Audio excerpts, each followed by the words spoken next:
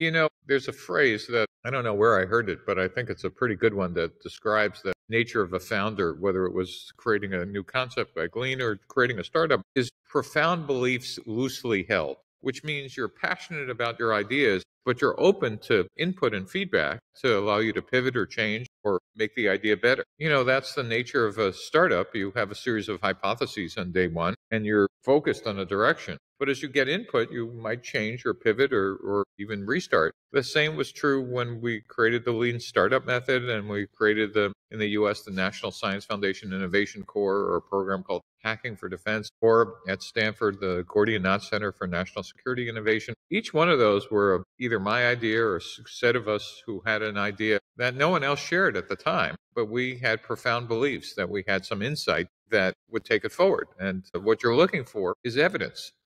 The evidence in the case of a startup is, can you attract people? Can you attract money? And more importantly, can you attract early customers when all you have are a set of slides or a wireframe or something else? For Lean Startup did anybody else see what I saw?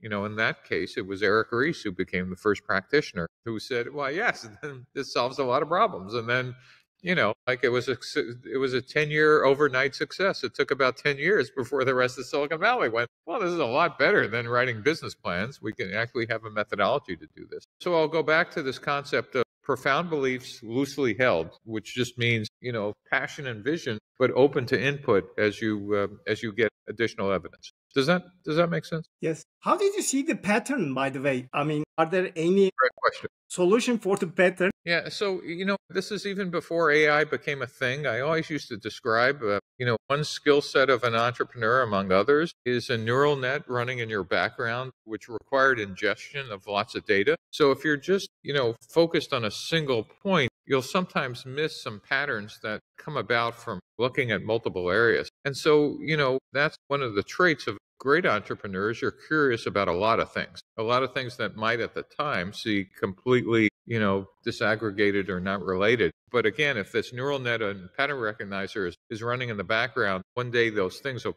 come to you and say, well, wait a minute, this kind of looks like this, and maybe there's some opportunity here. For me personally, I realized pattern recognition was actually a skill I had, though I couldn't articulate what it was, but it required ingestion of a lot of data from a lot of stuff. And as I said, being curious about more than just, whether it was semiconductors or supercomputers or biotech, those things tended to sometimes come together in an interesting way. You had opportunities earlier in your career to meet with influential founders like Steve Jobs. Also, the co-founders of Tesla, J.B. Straub, Scott Andrews in early 2000s. Can you discuss why you choose not to work with Steve Jobs or Tesla's first co-founders, J.B. Straub and Scott Andrews? Well, that's a very funny story. You're turning up some of the secrets of Steve Blank's worst choices in life. So when Steve Jobs started next, I met him at Apple when I was trying to sell him some stuff. And there's a longer story. I've met some of the engineers when they were designing the Mac, and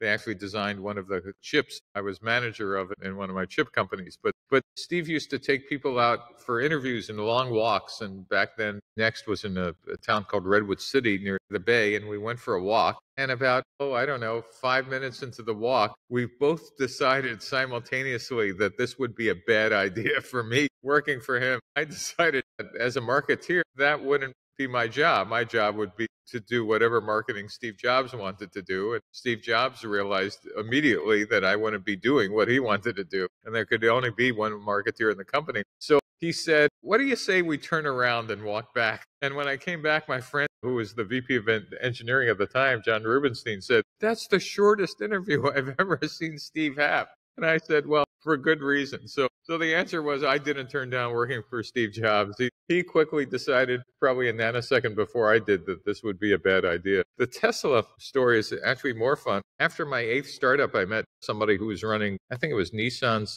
Automotive Research Center in Silicon Valley, Scott Andrews, who had this idea about electric cars way before most people had actually been thinking about it. And he had sketched out on a napkin for me the difference between a hybrid or a pure electric vehicle. And pretty quickly, we decided that maybe we should do a car startup as my 9th startup. And so we were sitting in an office I had down the street from my house, and we found a recent graduate of Stanford, a kid who was driving a Porsche, but attached to the Porsche was a battery pack and a trailer. And so he had electrified his Porsche driving around Palo Alto, and the kid's name was JB Straubel. And JB, of course, went on to be the CTO and co-founder of Tesla. And JB and I and Scott must have worked, I don't know, 3-4 months on this electric vehicle startup until I realized a couple of things. One was, it was probably, and again, this was my brilliant observation, it might take 10 years and $50 million to do this company. I was off by about 2 decades and about often the amount of capital we would need. But most importantly for me, I realized that I no longer had the passion and interest to commit to a startup at the level that was necessary. In the United States, there's something called a red-eye flight, which means you would fly at nighttime, overnight,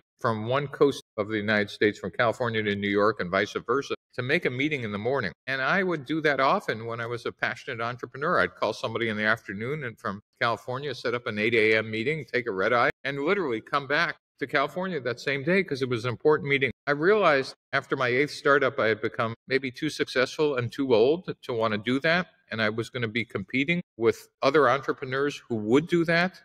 And if you couldn't do that, if you couldn't stay in the game, it was time to retire and go home. And I told that to JB and Scott, and they were disappointed, though JB went on to find a much more competent CEO and certainly a much more successful career than if he would have hung out with me. But I think the lesson there for me, which I now used as a test, is would you do the same things that you would have done, when you were like eager and passionate? And if the answer is no, you're going to be competing with the people who will. And you ought to decide whether you still want to be in the game or not. So that's a very long story of 2 questions no one has ever asked me. So far you're batting up of asking questions no one's ever done. Many influential founders are college dropouts. So if you could overhaul the entire education system, how would you redesign it, optimally equip students for professional and entrepreneurial success in the real world? Well, first of all, I'd encourage them to stay in college. Dropping out and being successful is kind of like, the survivors tend to tell the tale. It doesn't describe the career path of others who've dropped out and haven't been successful. So, while it makes great stories, I'm not sure it's the optimum path. That said, for those who stay in school and are interested in being an entrepreneur, and most do what I'm about to suggest, getting both a theoretical background, whether it's computer science or mechanical engineering or biotech, but also getting some hands-on experience inside of university of actually building things. And not only things, but actually building teams. That is, a startup is not an individual activity. It's a team effort. It's trying to figure out who are the types of people you like to work with or for. What's the culture that kind of, is it you all work at the same pace and whatever? Do you want to work with complementary skills or everybody has to be the same? And what's it like actually to experience failure even when you're in college? Because everything doesn't unfold like the press stories about great successes. Most startups fail. And the successful entrepreneurs are the ones who know how to deal with failure and adversity and actually get up and do it again and again. Learning that while you're still in school is probably some of the best experience you could get. But I wouldn't just overemphasize the technology part. I would emphasize the other part, the team building part, the hands-on part, learning how to talk to customers part, etc. Does that make sense? Yes. You also resembled the entrepreneurs as artists, and teaching entrepreneurship is also should be in the early years of education. Should you explain it? Yeah, it's one of the things I observed early on when I stopped actually being an entrepreneur and then started teaching entrepreneurship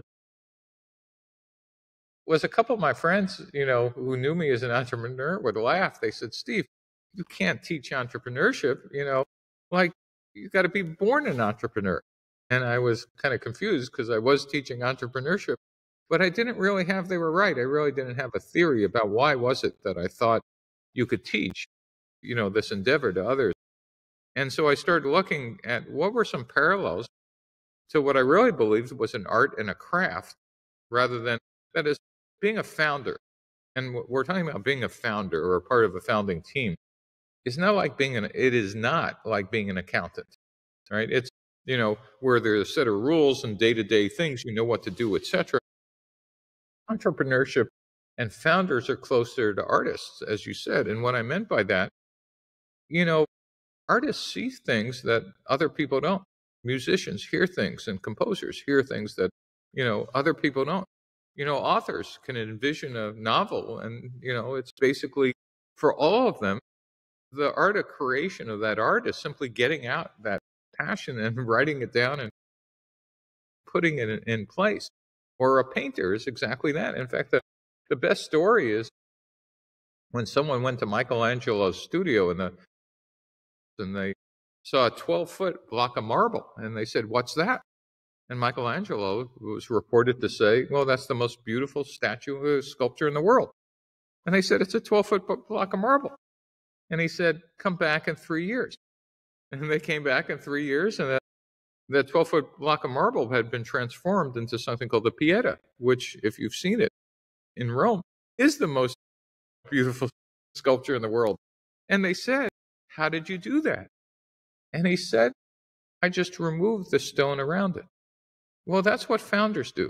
They remove the stone around their vision, removing all these obstacles they see at a time.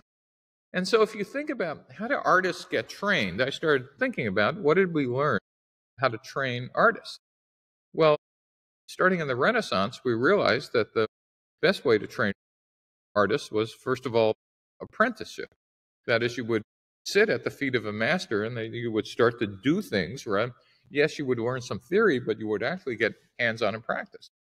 But in the 19th century, we also learned that in addition to apprenticeship, we could teach art to the earliest possible ages to children in kindergarten or, when they were 5 or 6, they would teach, finger painting, and then they would teach storytelling, and then they would teach, how to make sculptures out of clay and whatever, such that we didn't expect all those young students to actually become artists. Some of them would realize, "Oh my gosh, I have a passion for this. This could be a career." But the others would appreciate how hard it was to actually make something of value. That analogy, I think, applies to entrepreneurship. Number one is we should be teaching children at the earliest age that it's possible to create something of value in business. Whether it's a candy stand, a lemonade stand, selling something, or a small business, etc. But even if they don't succeed, they will appreciate how difficult it is to do that. And we should be creating classes that both have early stage entrepreneurial education as well as apprenticeships. Does that make sense? That's a long story about entrepreneurship, and training founders or like training artists.